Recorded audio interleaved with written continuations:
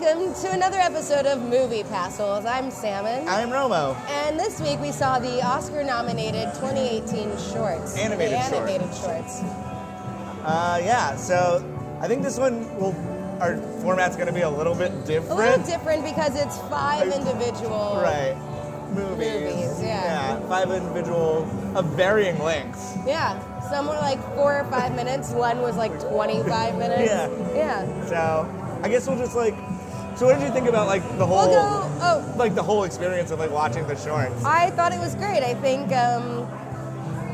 I think animated shorts, they are, in general they were all really cutting to the emotional core. Right. I think animated shorts have an agenda, and it's to get inside your heartstrings and rip them up. And pretty much everyone was like, and here we go. Yeah. Here we go. I guess if you're going to spend that much time working on something, it has to be very meaningful. It was definitely cool because they were all different too. They all felt very, very different. Definitely. And they're not, animation's not just for kids, you guys. Right. A lot of the shorts we saw were a little heavy as most of them were heavy. Most of them were heavy. There was one in particular. Yeah. That was very heavy. but yeah, so it was a good night, and they had 5 Oscar-nominated shorts, and then 3 rando. I don't think they were rando. I think they were nearly Oscar-nominated. Yeah, I think they were probably just didn't make the cut. They were probably in the big list. You know what I mean? Yeah, and then just didn't make it to the nominations. They definitely were not nearly as strong. They weren't. There was definitely a clear shift. There was this solid cliff. Yeah. Of these are good, solid, cohesive little units. And the units. other ones were cute animations. Yeah, it was cute, technical demos almost, or Yeah, the other ones were pretty like that. I mean, and they started the ones that were not nominated right after the heaviest one, the most technically precise, mega not for children one. That one was really good. Yeah, the last one, Garden Party. Garden Party. All right, so let's just do one by one. You want to go? Yeah, we'll just go in order by the ones we saw. What did you think of the first one, Dear Basketball? Dear Basketball. I really love the art. The art was beautiful. Should we summarize it? I guess it's a Kobe Bryant joint. It is a Kobe Bryant joint. At the end, we found out that he conceived it and wrote it, and it's his production. It feels almost like a spoken word poem story. You know, It's about his dreams to become a professional basketball player, and then he grows up and he talks about retiring. Yeah, and it's basically the full circle of his dream to become it. He achieved it, and now how his body's not allowing him to do what he wants. Yeah, his heart and mind wants to keep going. It's one of the lines in the thing. Yep. But he's my body just ain't got it. My knees say no, but my heart says yes. And they had a really cool moment because so the animation is all mostly that chiaroscuro or it's very sketch. Very take on me. Yeah, it is very high quality take on me. Yeah. And then there's this moment where he goes for the jump shot and it freezes. And you see it gives him an X-ray of his exoskeleton. Yeah, and it gets really color right there. Yeah. It's very colorful. And still shows the Lakers logo or whatever over his heart, but you see his insides and it's really cool. Yeah. It was I really love the animation style, and that's the one thing about all these shorts is they were all different types of animation. Yeah, they absolutely were. Yeah, it was really cool. And Kobe Bryant's a talented narrator. Yeah. I was impressed. Yeah. Very high quality voice acting. I mean, yes, he's playing himself, telling his life story, but it was really engaging and very good. Yeah, I'm not particularly a basketball fan, and I was engaged. I hope Kobe Bryant wins an Oscar just oh my for God. that. That would be so great if he won an Oscar. Amazing. I mean, that's the only note I wrote down was I hope Kobe wins an Oscar. Yeah, it was a lovely little tribute to his life and a little bit to his dad and stuff like that. There's definitely hints of that and just kind of growing up and growing older. It was a very lovely little. It was showing him. It was primarily focused on him when he was younger in his room, being passionate about basketball, and then his dream growing into fruition. And I thought the animation was impeccable. I thought it was really good. It looked just like Kobe. Yeah, they did a good job. And they did a lot of age progression in the And they did a lot of like progression and deprogression too, like where they'd like show him in an adult face and go back to like kid face. Very good. It was really well done, especially in that style where it is sketchy to see very clear outlines. Very engaging, yeah. And it was one of the shorter ones. It was one of the shorter ones. I think it was a good opener. It was a solid opener for like a bunch of shorts. What else about that? The music was done by John Williams. Oh, yeah. So I guess if you're Kobe Bryant and you write your first animated Oscar-nominated short, then you get people like John Williams to write the score for you. He's just like, hey, I can get you a Lakeside hey, Lakers Johnny, seats. You want to write a little 6-minute something for my show? And it was great. I mean, I don't remember the music being particularly it was very anything. It was very generically like wistful, like. But in the words of Futurama, if you've done it right, they won't be sure you've done anything at all. Right. So I didn't notice it, and then at the end, it was like John Williams. I just remember it being like pretty. You know what I mean? Like, it was, like pretty and like good swelling, inspirational swelling moments. Like it suited the. Yeah, it's a well done John Williams score, but not like overbearing John Williams. Exactly. It's not horns all over the place. Yeah, and we didn't hear any of his like other like it didn't sound like Batman underneath. Like I feel like a lot of his other a little scores hook in there. Yeah, a little hook. He's got some strings and stuff. I don't know. I watched Justice League or something. I feel like everybody's theme was based on Batman. To be fair, that's Danny Elfman. It was Danny Elfman, never mind. Danny Elfman does have a really, really solid calling to his own self problem. Oh yeah, no, he loves doing it. Yeah. He's like, I did a great job that one time. Like, Let's bring it back. What's that pop guy, Jason Derulo, who whispers his name, Jason Derulo, at the beginning of every song? Does he really? That's how I feel Danny Elfman's scores are. He's just whispering Danny Elfman the whole time. He's like, oingo boingo, the whole score. Yeah, I liked Dear Basketball. So I guess, should we give individual ratings? Do you want to give an individual butthole, or do we want to give an Oscar butthole at the end? An Oscar butthole? But then well, we can give an overall Oscar butthole and talk about our favorites. All right. So that was Dear Basketball. Yeah, that was Dear Basketball. Yeah. All right, and the next one was called Negative Space. Negative Space, yeah. And Negative Space is about a guy whose father taught him the intricacies of packing a suitcase well. And he says he remembers like how in his youth, the most promising, his favorite memories of his youth, there's his father, he packs his father's suitcase for a trip. Right, his father gets somewhere and opens his suitcase and he goes, perfect. Yeah, and it sounds like his father, it feels like his father travels a lot. His father travels a lot, he's distant, his mom was distant, and it just meant a lot to him to be able to pack his dad's suitcase. This is how they connected. That's how they bonded. Yeah. And it was really pretty stop motion animation. It was. Like they did a really good job. I think since it was all focused around clothing and like packing, there was a lot of textile movements and stuff like that in stop motion. And it was stop animation, which was important which to is the difficult. Oh, it was very difficult. There was lots of little socks and belts. And it was definitely. I should look it up, but I feel like it was actual stop motion animation. I think it was definitely actual stop. Not like I think it was hand textured actual stop animation. It felt very much old school, like Wallace and Gromit, like way back. Oh, definitely. You know, not in that animation style, but like not in that. No, in the like hands-on, like you could feel the kinetic energy and, like, of physically moving the animation. Right, and you can see like the slight imperfections in the modeling. Yeah. You know, like just because it's modeled by hand and like the thumbprints. Yeah, exactly. Spoiler alert: the guy's dad dies. Then he goes to his funeral and he sees his dad in the casket and he goes, "Oh, look at all of that empty space." I'm glad they didn't say negative space. They didn't say negative space. It was called negative space. And I'm glad they didn't say it because it would have been look at all that nudge negative space. So it was good, and it was really pretty, very wistful. It was like a lot of and concise, and it really got to the point. Like, it was definitely hitting you right to that point about like they had a good moment of like where he's like an adult, and they again go back to being a child. Yeah.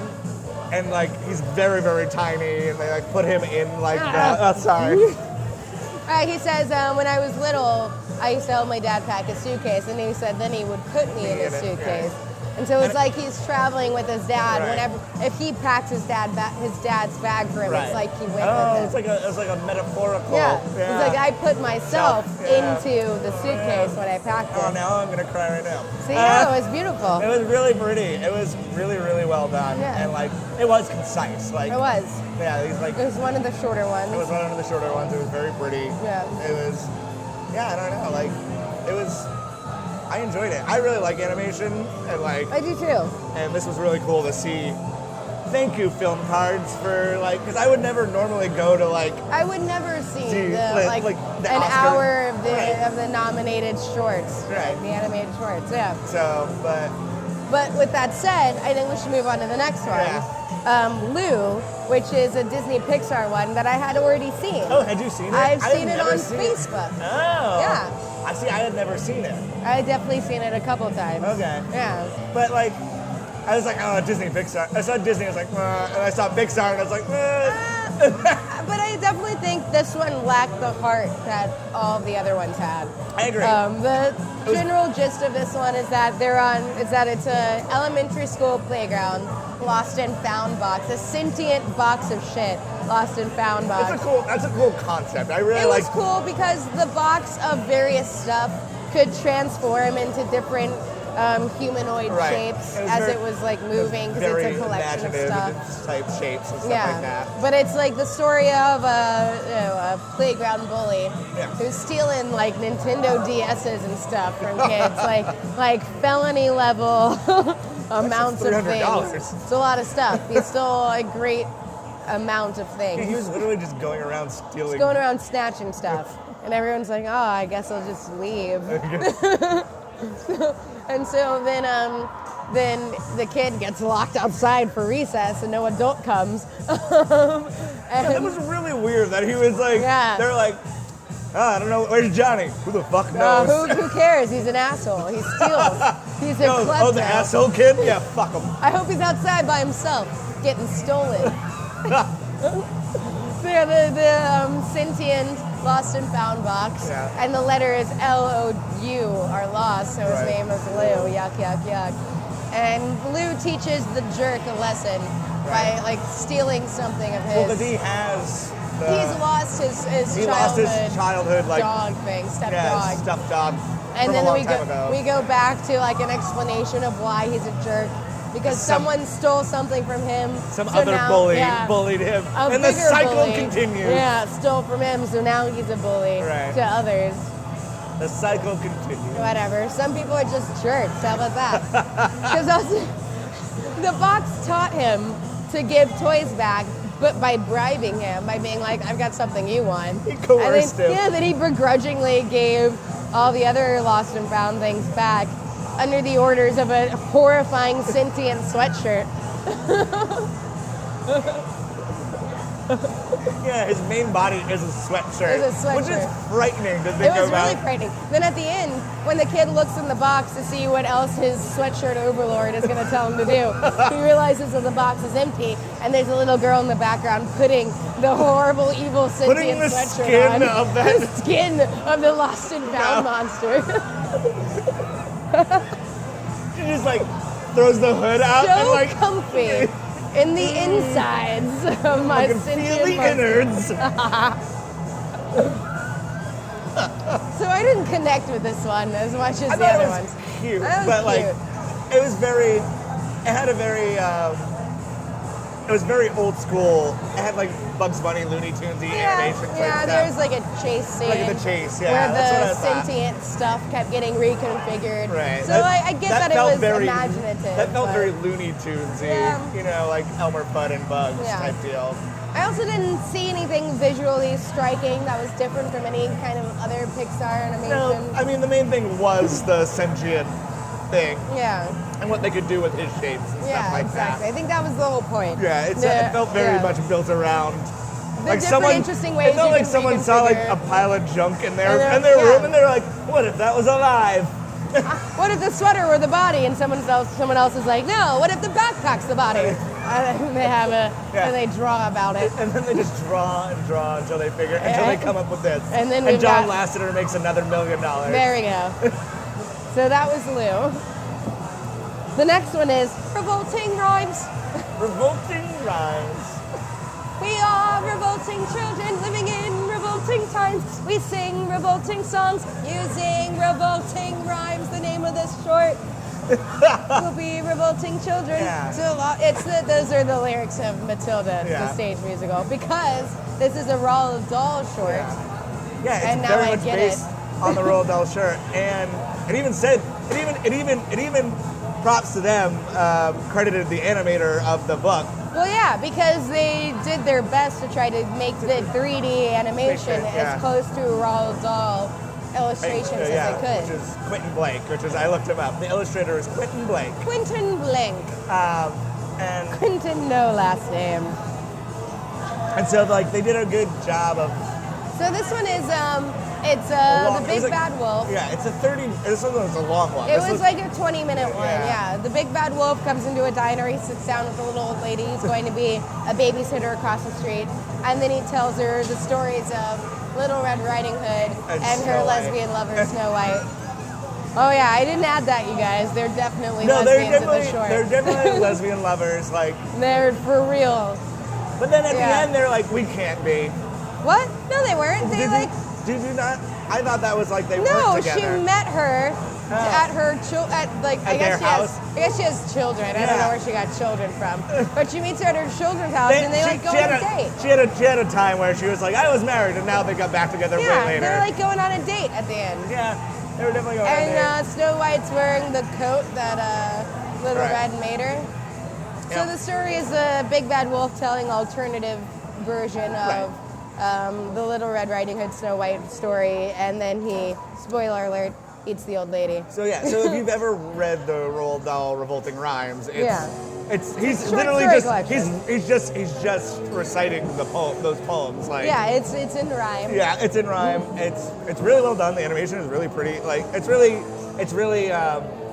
simple CG animation. Yeah. Done in a I think storybook. It's because they're going out of their way to be as doll-esque as possible. That's true, yeah. I thought some of the characters are more pointedly doll than others. Yeah. I didn't think Little Red looked very dollish, but Snow White looked very dollish. And so did the evil stepmom. So the evil stepmom completely was a Roald Dahl and the king as well. With that mustache. And the huntsman with his really heavy with his beard, which is heavy line streaks, That's just true. and he had that very, very round face, which is very much from those books.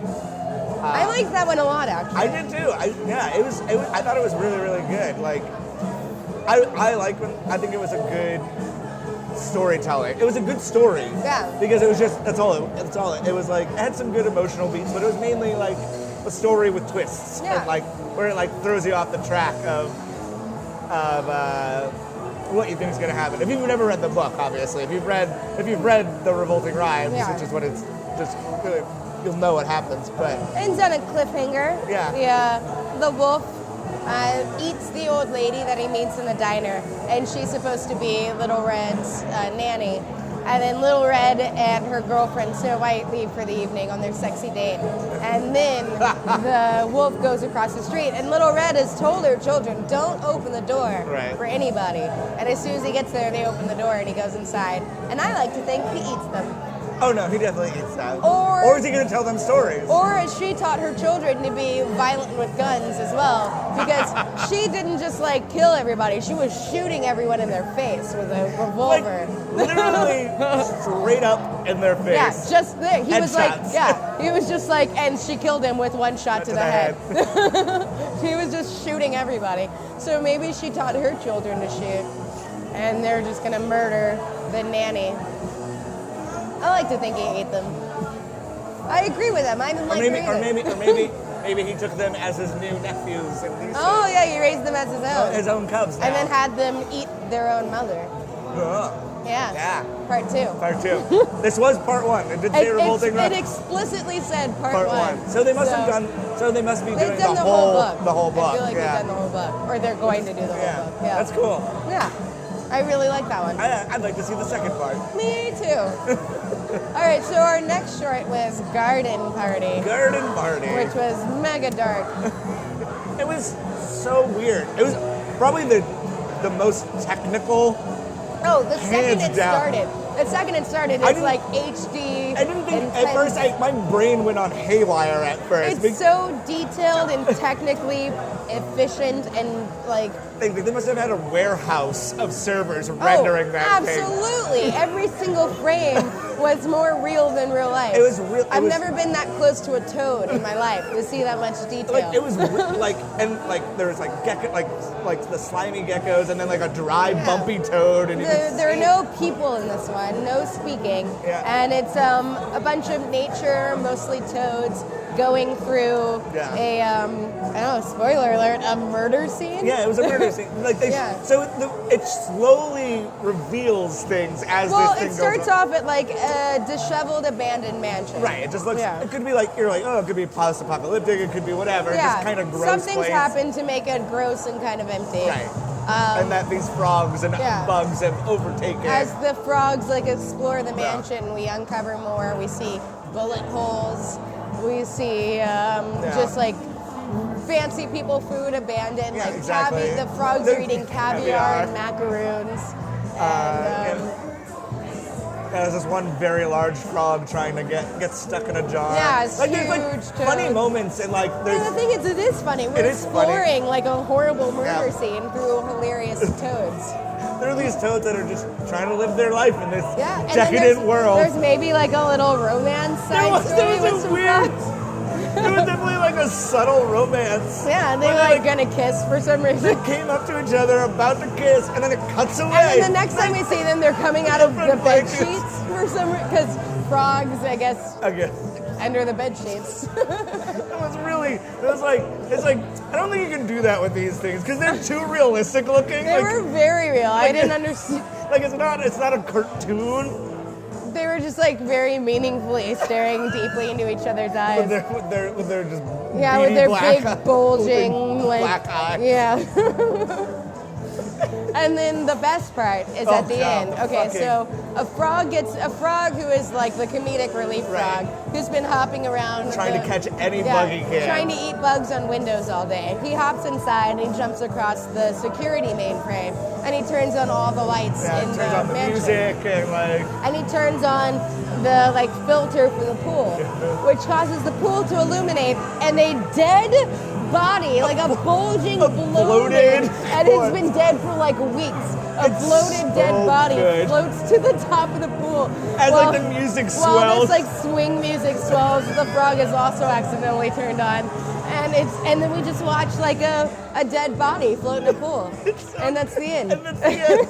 As all the frogs go around, they all surround the pool. All the frogs are hanging out, being like, oh, what did you eat? I ate a lot of stuff. What did you eat? And then they watch a big, bloated, dead body float in the pool. It was fucking good. I thought it was so good. That might have been my favorite one. I think that was my favorite too. It was technically detailed and the story was original. It was so original and engaging. The story was engaging, even with just before, because your brain is trying to figure out what the fuck's going on. The setting that they're in. Yeah. They're clearly in an abandoned mansion, and it starts on the establishing shot of like a disheveled bed, and just like crap everywhere in this empty bedroom where clearly something has happened. And then you get a few shots of like bullet holes in the front door as you see frogs doing frog stuff around it. I thought it was great. It was really good. That was really good.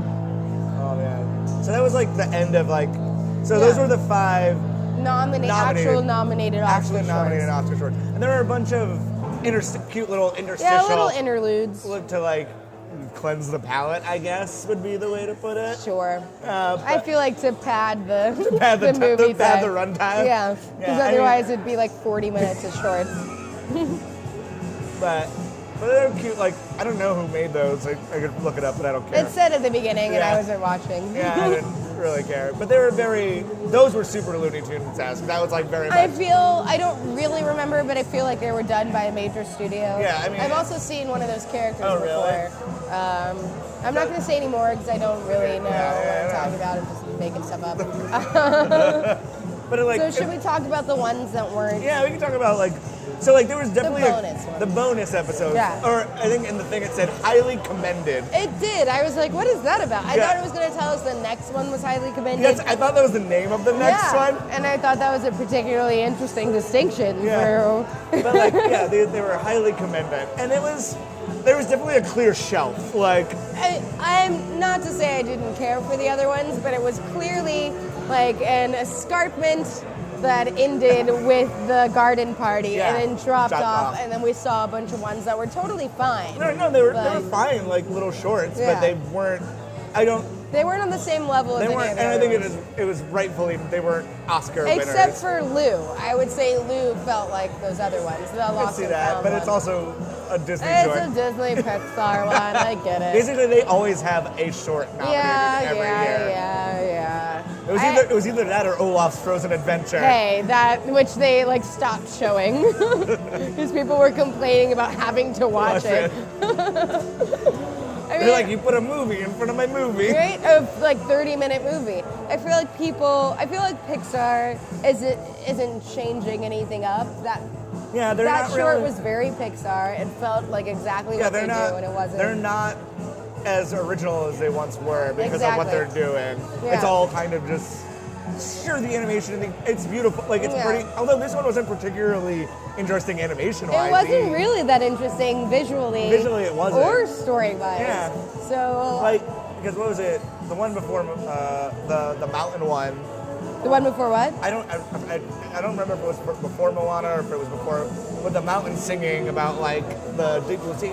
I'm just thinking of another Pixar short that I really liked. But most of their other shorts are fun or interesting.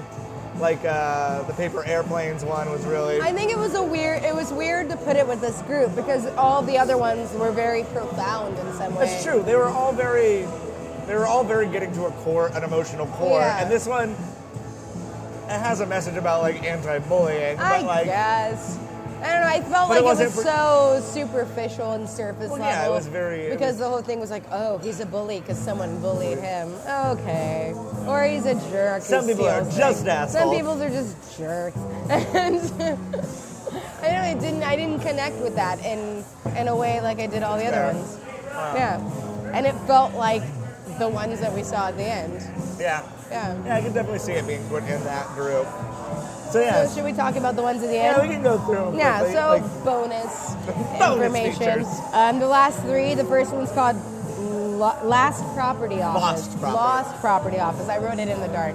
Lost Property Office. It was about a dude who worked for the transit community, something. Some random and then transit. He got fired. Yeah, he got fired from city transit, even though he clearly takes his job very seriously and has for many years. Then he has a whole stock of stuff that he's organized and like lost and found and things. He fixes them. He fixes things that he's very handy. He's doing a good job. And then they fire him anyway, I guess, because they're eliminating his job because it doesn't seem like he does anything.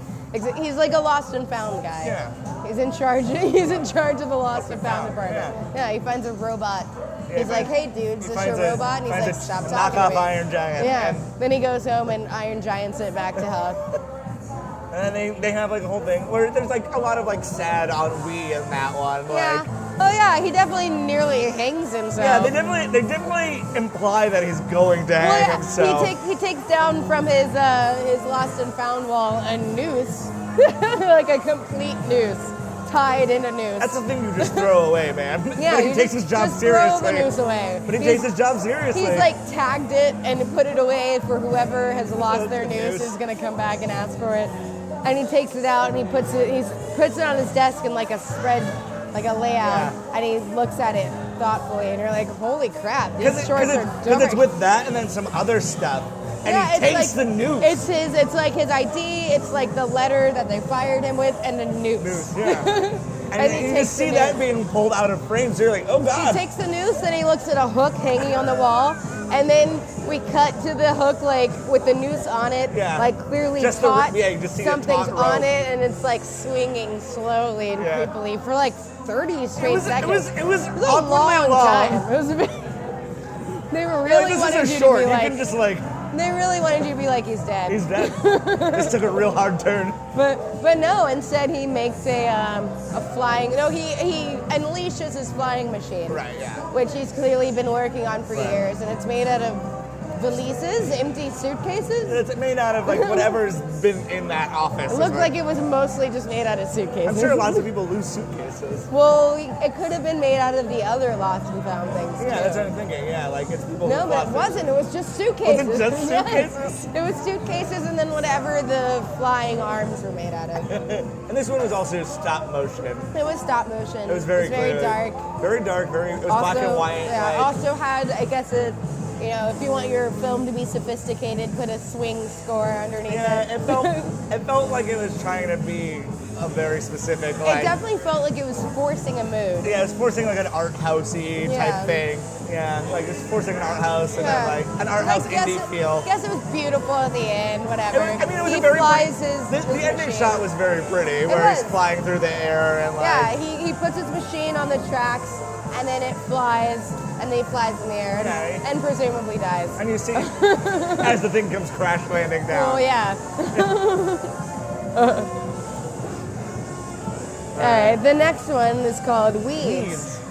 Weeds is pretty short. It was super short, yeah. The summary of Weeds is some sunflowers or whatever. Or dandelions. Dandelions are dying in the sun. Yeah. And one's like, not I. And it rips up its roots and rips itself out of the And ground. doesn't die from that. And instead uses its last of its strength to run across the pavement. It uses its root legs. Yeah, it does. To get across the expanse of the pavement. Right. And to try to get to the sprinkler sprinkler system on the other side. And it dies just before, but not before it poofs into dandelions. It explodes into all the little dandelion and seeds. its spores poof out into the wet area. Right. And the next day, its children sprout, and they're alive. It was like that one felt probably one of the. It was like. It had like opening and closing quotes. The first quote was, "Some people see weeds, others see wishes," which I thought was really, really. It's because you're supposed to make a wish. I get it. You blow the wishes, and it wished to be alive, and it blew its liveliness into the wet grass. I get it. And then the ending. What was the ending? And the ending said, "For anyone who dares to wish for a better life." Yeah, but it had to die for a better life. It died, and then its children had a better life.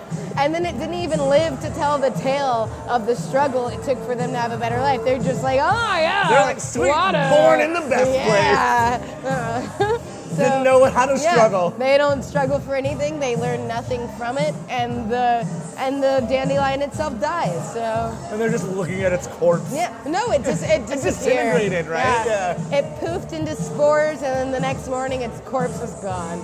Just swept off the street. And then all the other ones on the other side, where it's not wet, are dead. They were slowly dying in the first. They died horribly. It was really brutal. They were like. This one guy's like, no, and they're just. He's saying inside, like, I don't want to die, and then he just like poofs into dehydration and he dies. But the one who fought also died, and then its children are died. Yeah, like it was a very. And the animation was okay. Like, yeah, it was fine. It felt very. Regular computer animation. It was very regular, and the story was regular. Yeah. It felt like something that would autoplay on Facebook after I watched something I really wanted to watch. And I'd be 2/3 into it, and I'm like, I'll just watch it. It felt like a student film, like an animation student film project. Yeah. Yeah. So that was Weeds, and the last one, Chew. Chew. It was about. Let me Google Chew. It was about 3 dragons It was about a little sick dragon with a bit of a cold. Yeah, it was about a dragon who can't shoot flame. A Chinese dragon specifically. Yeah, Chinese dragon. Because there's like a Chinese dragon holiday where the three dragons have to like compete to show their prowess in flame making. Show how good they are at flame making. Yeah. And then the two bigger ones are like, you suck at it the whole time. Right. And the little one devises a way to cheat. And he makes like a magical powder. Yeah, he figures out how to make fireworks. Yeah. It's basically the story of fire. The story of fireworks. It was. I didn't think it was that cute. No, it was. I was bored. I was like, oh, can we just leave? Yeah, is it over? I definitely thought that one was pretty boring. Yeah. I thought it was unremarkable. I really didn't like it when at the end they were like, and that's the story of fireworks. Yeah. Like, why can't it just be a story of a little dragon? Yeah, about this little dragon. It having to be like a part of this whole grand thing. Like, and that's why we celebrate fireworks. Really annoyed me. I didn't think it earned that in any capacity. And it didn't start off with like it being like that or anything like that. Like it could have just been him. And he was cheating. It was a competition for fire blowing, and he was cheating. He was making chemicals. He was making little powder stuff. He was freebasing. Yeah, and his whole thing was that he was going to just like blow it in the air, and it was going to make the fire. Yeah. He was cheating. Okay, that dragon was doping. He was doping. Because at the end, one of the other dragons tripped him because he's like, this fucker's about to cheat. And he tripped him. And he loses his small little vial. He loses his little tiny vial of firework powder, only to reveal that he had one bigger than the size of his body that he was going to throw in the air the whole time and burn everyone alive. So... You don't know how that's gonna react. Right? You're literally gonna just burn down the whole... Everybody who was close enough burned. What is the moral of this one? Yeah. So clearly we apparently didn't like the extras all that much. But I liked the first 5, the actual nominated ones. I would say the best of the extras was definitely, what was it? The first one. The first one, Dear Basketball? Oh, no. The best of the extras. First of the extras. Was Lost Property. Oh, just because it was pretty. It was at least pretty. Yeah, it was technically proficient in a way that the other ones were not. It was trying to do something. It was telling a story in an interesting way with nuance, so the other ones definitely were not. Like I really liked when he put like the music on. The record was really cool. I kept it was a really cool stop motion animation. Visuals in that one. Yeah. Like they did a good job, I think, with the visuals. But yeah, it was definitely like a solid clip. All right. You want to go? What do we? So what was... Should we go back and one by one? What were Dear Buttholes? Do you want to butthole them? Yeah. So how did you feel about Dear Basketball, the Kobe Bryant story? I think that was a solid regular butthole for me. I would also give it a solid regular butthole. It looked like a really, really, really nice commercial. Yes. Yeah. It was like, if he was like, and now here's my sneakers at the end. No, not like that. More of like, donate to the Kobe Bryant Foundation. Oh, okay, fine. Yeah. I could see it also being like... Not capitalism. I could see it like, hey, there was a lot of like that for the Super Bowl commercials. Oh, I don't have real television, so. I could see it being like a commercial. Was it a Tide ad? David Harbour. All of these could have been made better had David Harbour been in every single one. So type buttholes for Dear Basketball. Yeah, like solid butthole. Yeah. One butthole. The next one, Negative Space, the dying guy packing suitcase one. I'll give that Oh man, I needed like a medium butthole. I liked that one. No, I'll just give it a regular butthole. Like, it didn't quite make it into tight butthole territory. I felt where it was coming from. It didn't connect with me as much. It was a little short. I thought it was really pretty, and I thought it did a good. It's beautiful. I thought it did a good job of what it was trying to do. I just don't think it really connected. With me. Like. Yeah. So. And I totally thought he was gonna like stuff socks into his dad's like I casket. thought he was gonna start filling his. I thought he was gonna fill the negative casket. space of his dad's I casket. thought he was going to too. Like, or I was even, like even the with, greatest pack. even if he was like he saw like the flowers. Or it would have just been nice if he was like, oh, I brought some socks. Oh, like, to put in he rolls them up the and negative like, space. or like his dad was or like, he took his belt off and like wrapped it it around because he was talking about the different ways to pack different articles. Yeah, like, you stuff the socks in the negative space. You put like, the belts around. I think he could have taken that into like another level, and it would have made it really pretty. It would have. It would have really could have beautiful. been like he said, because he says the last line, which is like, "Oh, so much empty space," and you could have let that in hang, silence, and then just like stick like put like even just one thing, take like, his belt off yeah, and tuck it in. Would have been like it would have been really nice. I think that would have made it the like complete winner. It would have been the winner for me. Like, if that had happened. I agree. Yeah, that would have been a really beautiful moment. Just one more beat. Yeah. It ended. Ended like a beat too early. Yeah. Agreed. Because it ended with you thinking that, he's in a box like a suitcase. Exactly. But that's not the point. That's not the point. And the whole point is how they connected, and like that would have been like his last moment. You also saw that coming as soon as you saw that his dad died, because I whispered to you, I was like, "Oh, is he gonna pack his dad?" Because so it doesn't really, it's not as heavy as they think it does. Because you can see it. If you're anyone who's going to see these shorts is someone who's like knows film and like a suit and and like be like, oh, okay. One more beat would have really driven it home. Just and been like a nice little emotional beat of like, this is me saying goodbye. As opposed to we have the whole first 2/3 is about how to pack a suitcase, and then at the end he's just looking at it, being like, there's empty space. And I can see it being like, oh, there's negative space, and that's like the negative space. Yeah, I get that. But like. It's the negative space in my heart. I needed one more beat to tie it together. But I think it would have been just a nice moment of like a sock. Like he takes off his shoes and like puts it by. Well, you can't put his shoes on top of him unless you put a plastic bag on top of him first. Because we learned how to pack a suitcase. You have to put a plastic bag and then your shoes. That would have been really inappropriate to put like a grocery bag on top of your dad. He runs into the dining room, takes off the plastic tablecloth, and just puts it on his dad's corpse. But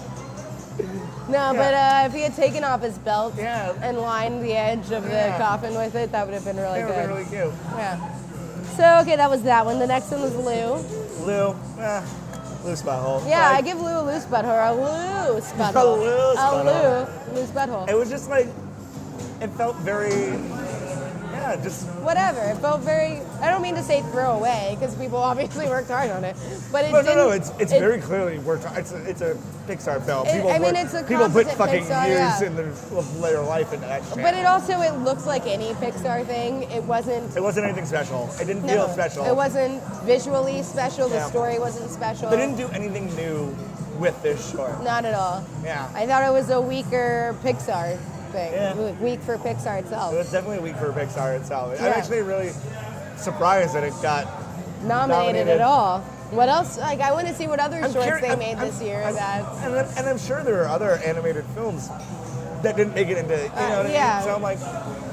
But also was very not impressed with the samples that we got, the things that almost made it. Yeah. So, I don't know. True. So maybe it was a down year. Maybe they were like, we need 5. Yeah. I mean, maybe. And they were like, And then like, who donates the most money? All right, Pixar. All right, Pixar, you get one in. You get one every year. Yeah, I give it a loose butthole. All right, the next one, Revolting Rhymes, or Part 1. I really liked Revolting Rhymes. I liked Revolting Rhymes a lot. I really liked it. I really liked the rhyming. I don't know who did the wolf's narrative voice. The wolf's voice was really good. So good. Really good. It was like very engaging every time he was talking. I was like, oh, okay, yeah. Just keep telling the story. I don't need to hear anyone else talk. Yeah, he had a very attractive voice. Hello, Mr. Wolf. Yeah, Mr. Wolf was really good. Yeah. And it was one of the only ones that had, its animation had a point, and the point was that it was Roald Dahl. Oh, yeah, like it was. And it was very. The style was very specific. Everything else looked referential in some way. Everything else looked like things I had seen before. That's fair. And this was very, to make a Roald Dahl illustration come to life, looks very different than anything else you've seen. Yeah, it had And it also, they did a good job of being, it wasn't exactly the same, but like the wolf's world talking to that woman was a little bit different than the story he was telling. It was, yeah. It wasn't completely different because we learned that it's the same place. World. Yeah. It's the same world. But when he starts off, he's like, "Oh, you like fairy tales? Let me tell you a fairy tale." And it's a little flatter than everything else. I know, and then it kind of starts develops. Yeah, because he's like, because it's from the fairy tale, yeah. like the pop-up fairy and tale, to closer to what the real world is. Yeah, they did a good job. I like that a lot. It was a good job. I remember looking at that and being a butthole, a tighter butthole. I think like a tighter butthole. I give it a tighter butthole without saying that this butthole is tight. Yeah. I'd say this butthole is tighter than previous buttholes. It's grippy. A clinchy butthole. All right, our last one, our last nominated. This was my favorite. Garden Party was without a doubt my favorite one. It was original. Yes. It was an original story, original idea. Original telling of anything. The framing was original. And the way it used scale was impeccable. Yeah. And distance. Because we're going through the world as these little tiny frogs. These little frogs. Yeah. And but also then it would show distance and the scale would change and you got it completely. Yeah. It would show things from camera angles and the CCTV and stuff. Yeah, definitely very real angles. It was very realistic. Yeah, and it was technically very detailed. It was technically so mind-boggling. Yeah, it was from the first frame. The first. I thought it was a legit. Yeah, I thought animated, and then it was like, oh no, we're watching animation. The first thing you see is just this toad, and it's so detailed. And it's so, yeah. Yeah, and oh man, and obviously there's some leeway in this animation stuff. It's the technology is still getting there. Yeah. But pretty much everything that's solid and nothing moves looks 100% real. And it told two stories at the same time. It told the story of the environment that they're in, and the story of the toads. And I thought that was in 5 minutes. Yeah, it was a fairly short one, and it was funny and engaging. And it's funny on top of really dark subject matter. How many bullet holes are we going to look at? I know, every time it's oh, it's another bullet hole. Oh, that's bullets. Another bullet they hole. Sure did shoot a lot of people here. And then just that ending was I mean, I guess they shot up a garden party's worth of people. Oh, yeah. Yeah. Oh. Yeah, I guess it was a whole party. Yeah, they were having a party. And then it's just that we only see that one guy. The one bloated corpse. The one bloated corpse. And he's clearly been dead for a long time, so anything could have happened to the other people. Oh, God. Man. But no cops have come. So, it's just an abandoned murder scene. Yeah. Yeah. It was, oh, God. I liked that a lot. I loved it. Yeah. Animation, again, not just for kids. Not just for kids at all. It did a really good job of also surprising you at the end. Oh, definitely surprising. We all knew that something bad had happened. Something bad had happened, but it didn't have to go to that level. I didn't know we were going to see a bloated corpse. A very well done, realistic looking, something you would see on a CSI. A bloated, dead corpse. There was no. You knew not only was he dead, but he had been dead for a long time. Underwater. Yeah. Cool.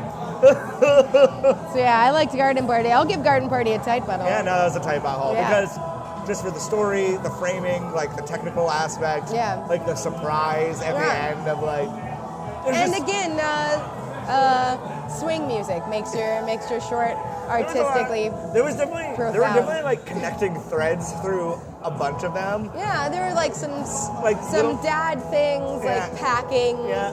Some connecting. The swing music was one. Music. It was Red Hoods. Yeah. It's definitely But I liked it. This was good. I'm really happy we saw. I'm happy we saw this too because I usually don't, and I would never. And I would never either. Yeah. And you should definitely use your non-denominational movie cards film cards to to see these Oscar-nominated 2018 animated shorts. Yeah, we saw it at Nighthawk. It was a really nice Nighthawk. It was a really nice little thing. It was really cool. I liked it a lot. I give the experience a tight butthole because I think you should see them. I think the experience is a tight butthole. Because where else are you going to see the animated shorts? I mean, I saw the one I liked the least on Facebook. Exactly, and I feel like that's the one you're going to see because it's a Pixar thing. It's a Pixar one, yeah. So they just hype it, but you're not going to see these other ones unless you search them out specifically. Exactly. And it was a really nice night of, and they had the little interstitials like I was saying earlier, and they were cute. But they were alright. No, but I just like being in the know. So when I'm watching the Oscars, I can have a dog in the fight. I know which one it's really I like. nice. All right. Speaking about the Oscars, which one do you think's gonna win? Which one do I think's gonna win? Which one do I want to win? So which one do you want to win first, and which one do you think's gonna win? I want to win. I want Garden Party to win. Same. I want Garden Party to win hardcore. I think Negative Space is going to win. I agree. I think Negative Space is gonna win. Yeah. I think Negative Space is gonna get it because it has those solid emotional beats. It hits all the emotional beats and it hits them hard. And it is a well done stop motion animation. It's also very detailed, very well done. It's clearly someone put a lot of work into it. Lots of people put a lot of work into it. And it's a great short story. Yeah. It feels very personal. It's definitely someone's actual story. It definitely happened to somebody. It's someone's 100% personal story. Yeah.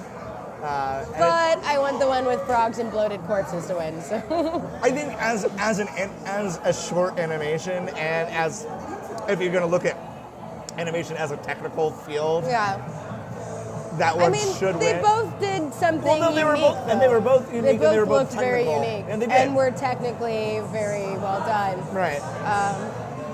They were two different styles of animation. I guess it just comes down to what Garden Party I related to it more. Not that I have ever been a frog on a murder scene, but I don't know, that one I connected with that one a lot more. It caught me a lot more. It was intriguing to me the whole time. Yeah. So I felt more connection with the basketball, with the Kobe Bryant one than I did with the Negative Space one, to be honest. So,